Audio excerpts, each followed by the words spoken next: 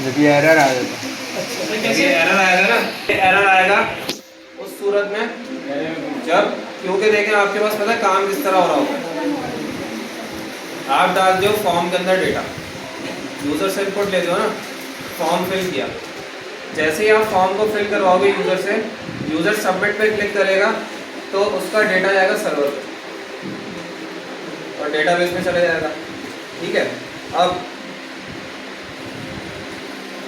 बाज़ औक़ात ऐसा होता है डेटा नहीं जाता, डेटा इंसर्ट ही नहीं होगा। अब आपने देखना है कि मैं जो डेटा डाल रहा हूँ, यूज़र जो डेटा इनपुट दे रहा है फॉर्म के अंदर, वो आ भी रहा है या नहीं। तो उसको गाइड करने के लिए प्रिंट आर यूज़ कर लोगे।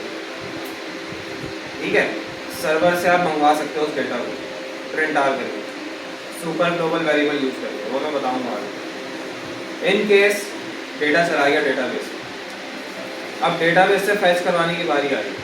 अब डेटाबेस से मंगवाना है डेटा और दिखाना है, तो वो दिखाने के लिए बाज़ औक़ात ऐसा होता है कि यही वाला एरर आ रहा होता है, क्योंकि आप पता है मिस्टेक क्या कर रहे होते हो।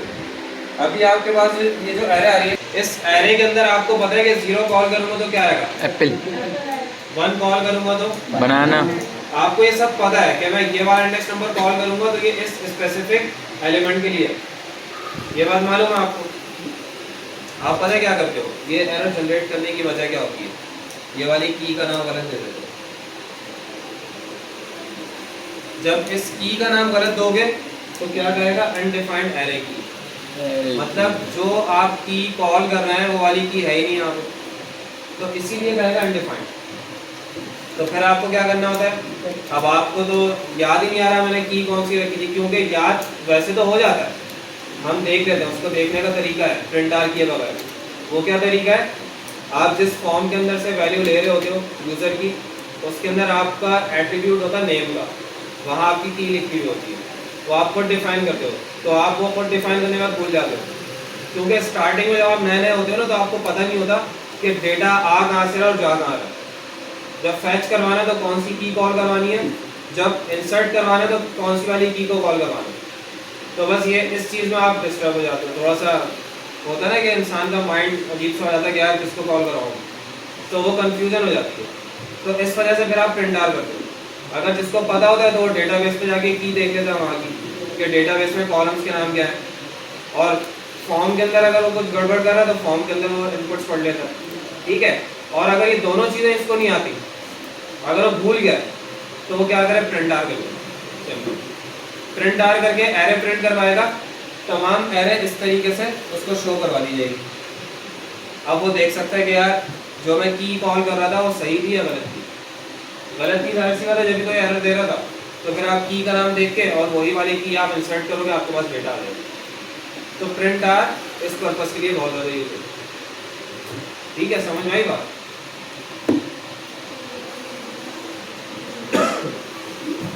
इसकी प्रैक्टिकल एग्जांपल दिखाने की ज़रूरत है क्या आप लोगों को, क्योंकि आप लोगों को वाला कोड अभी आया नहीं। अगर आप कहोगे तो मैं दिखा दूंगा दूसरे कोड से। दिखा दे सकते एक बार। चलो दिखा देते हैं।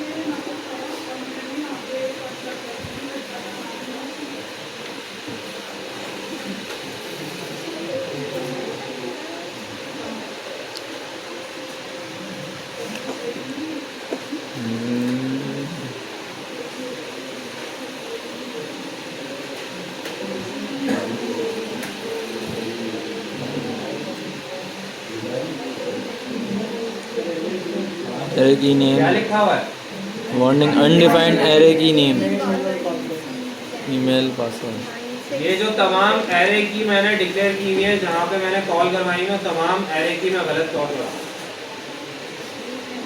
ठीक है, बाबर। तो इस वजह से आपका डेटा इंसर्ट नहीं होगा।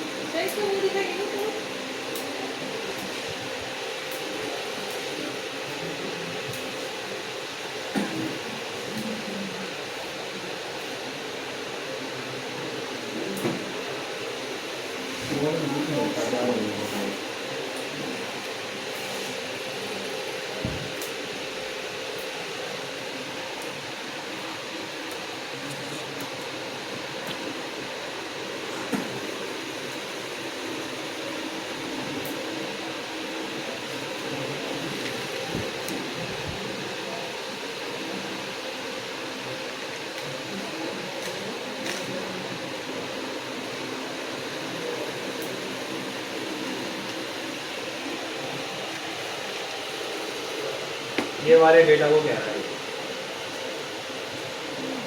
ये मैंने अनडिफाइंड कॉल किया है।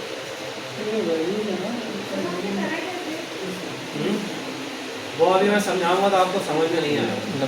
नंबर नहीं दिया ना, नंबर मैंने नंबर यहाँ पे ना ये गलत कॉल किया है, नेम ईमेल पासवर्ड, ये जो की है ना, बस ये की आपके लिए बहुत ज़्यादा ज़रूरी है। ये वाला डेटा सारा डेटाबेस, ये वाली की सारी डेटाबेस की है, और ये वाली की आपकी फॉर्म से आ रही है। ये की कहलाती है वो, ये फॉर्म से उठ के आएंगी और यहाँ आके इंसर्ट हो जाएंगी इस वाले वेरिएबल के अंदर, फिर यहाँ से वेरिएबल के थ्रू हम डेटाबेस में डाल देंगे। तो ये खैर बहुत आगे की कहानी है आपकी, लेकिन मैं आपको एक प्रैक्टिकल दिखा रहा था कि इस तरीके से आपके पास ये वाला एरर बहुत परेशान करेगा आगे।